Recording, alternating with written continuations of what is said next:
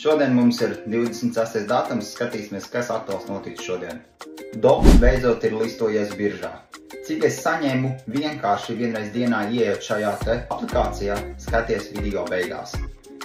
3 Hongkongas ETF glabā aptuveni 4450 bitcoins. Pēc pēdējiem Polymarket datiem, nu jau Harijs un Trumps ir vienādās situācijās un abiem ir pa 50%. Buenos Airesas izglītības ministrija vidusskolu mācību programmā ieviesīs Ethereum un blockchain apmācību materiālu. Nebeidzās, protams, tracis ap un par Pavelu Durovu, ko jau minēju vakardien. Pat Ilons Masks ir zvanījis Francijai un izteicis to, ka lai atbrīvo viņu no ieslodzījuma vietas. Bloomberg ziņo, ka Trumpa prezidentūra varētu pielikt punktu Ķīnas dominējošai bitcoin mininga mikroshēmu sektorā. Neko neieguldot finansiāli, vienkārši mazliet savu laiku, es iegūtu turpat $90.